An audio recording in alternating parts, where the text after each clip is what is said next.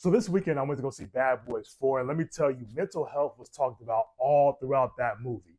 And if you guys missed it, don't worry. I'm gonna break down this movie from a licensed therapist perspective, so you guys sit back and we're gonna talk about it right now.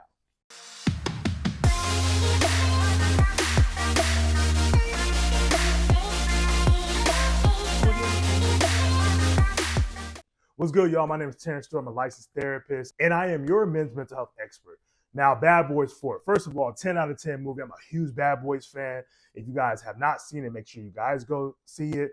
It was a phenomenal movie. I thoroughly enjoyed myself. I had a good time. I went to actually a little fancy theater and stuff like that. So it was actually pretty cool just to like have that luxury experience and eat while I watch the movie and all that good stuff. But nonetheless, Bad Boys 4. Wow. When we talk about mental health in these movies nowadays, like I feel like a lot of directors and a lot of creators that are in the space of making movies are putting mental health in movies, which is pretty dope, which I personally like because mental health is relevant to real life. Mental health is relevant to things that we do on a daily basis. Now, to put it in the movie, obviously you do have to have some type of creativity and, you have to make it relatable. So when I was watching this movie, what was crazy was I didn't even expect mental health to be even a big topic in this movie, but it actually was. And how it showed up, it was in the two characters played by Will Smith and Martin Lawrence, Mike and Marcus. So I'm gonna start off by talking about Mike and how he was dealing with mental health. Now, there was parts of the movie in which he was having an actual panic attack. He was having a lot of anxiety, which is really odd coming from, Mike, because we know Mike as being like the playboy. We know Mike as being, the one out there doing all the action, fearless, going out there. If you've seen Bad Boys 1, 2, and 3, he's usually the one that's just out there getting it, right? And when we think about Mike Lowrey, we don't think about fear. He drives a Porsche. He lives on the edge. And when you think about somebody who has anxiety, it typically doesn't match up to somebody who's living on the edge. It usually adds up to somebody being real timid or somebody who may be worried all the time. But interestingly enough, the tables have turned on Mike Lowrey in Bad Boys 4. Now in Bad Boys 4, we can see Mike Lowrey having literal panic attacks.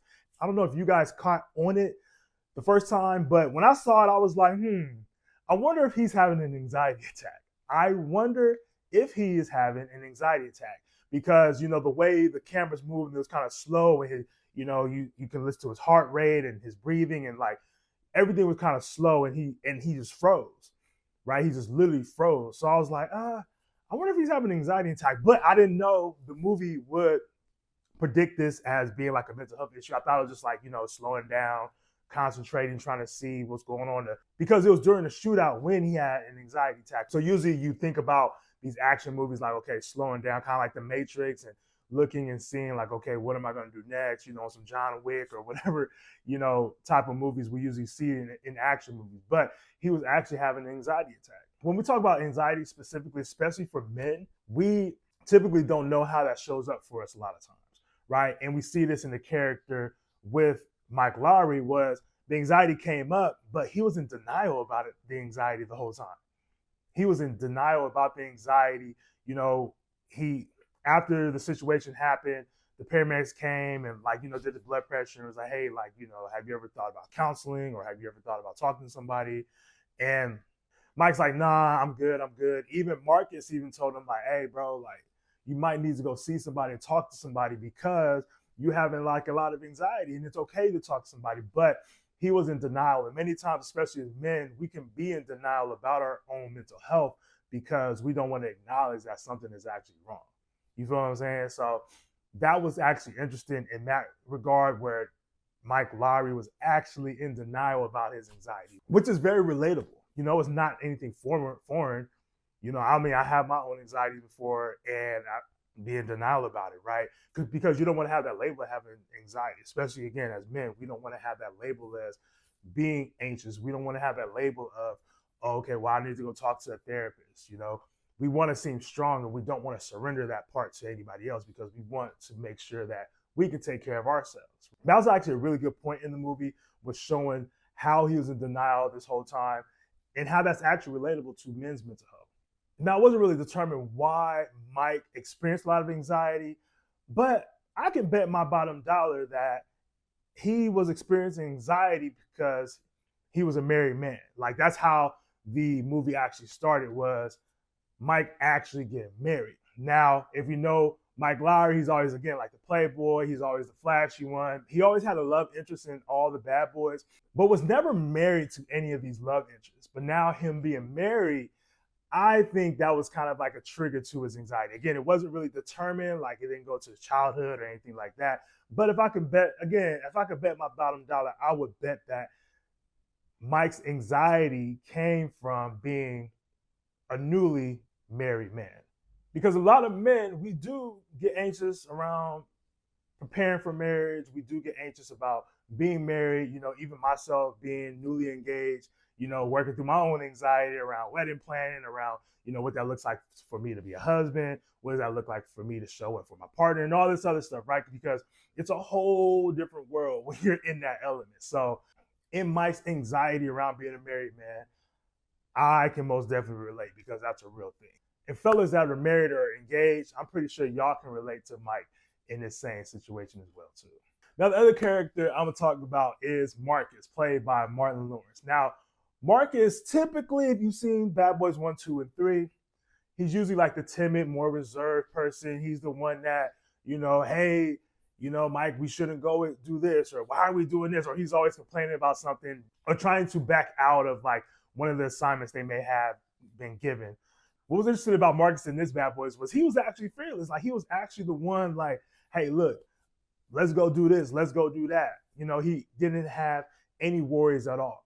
Now, this came after Marcus had a heart attack and he had a near-death experience. Now, during this near-death experience, he had, the flashes of Detective Howard and, things that happened in his life and, him and Will and all these other things. So Marcus sees Detective Howard, who already had passed away, and he's looking at him and he's like, hey, look, it's not your time yet, pushes him away, and Marcus wakes up in the hospital.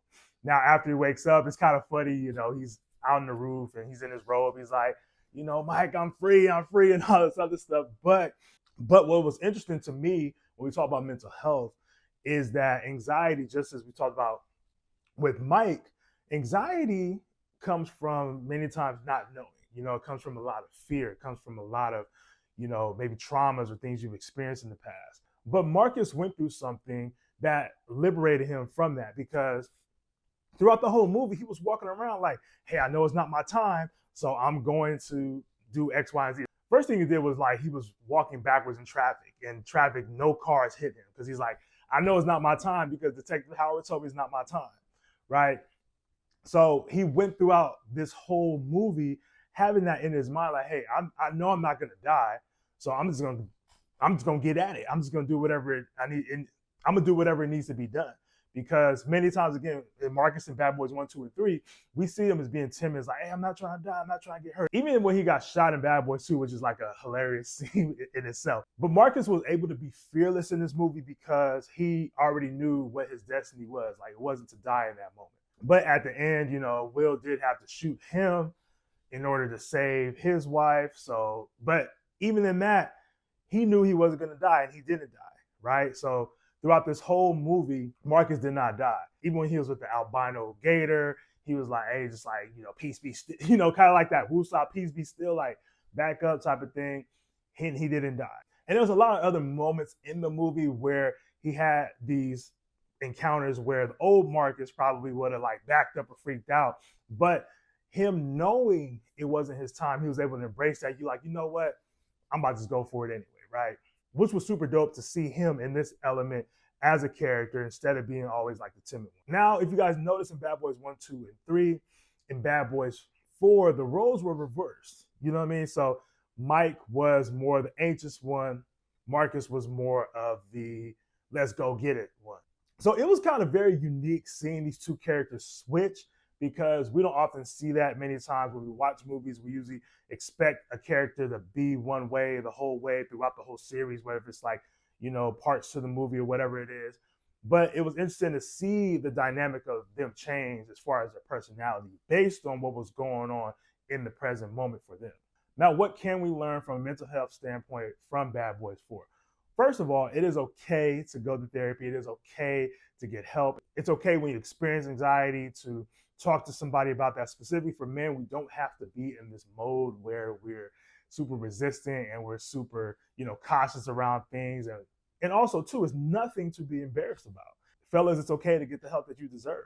The second thing we can learn is fear is a mind killer, right? Because we see Marcus, in his role being fearless and was able to do a lot more and accomplish a lot more than he did in these other roles. So fear really is a mind killer, and it can really hold you back from living a life that's worth living. The third thing I would say we can learn from this is that sometimes we're going to go through life and go through seasons, and we're not always going to be the same person that we always were. Hence how Marcus and how Mike, how their roles actually switched over.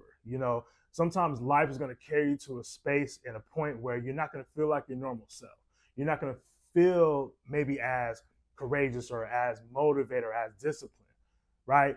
There's going to be things that happen in your life that's going to really test you, but in those moments, that's not your true self, and that's not the essence of who you are. And that's not the healthiest version of yourself.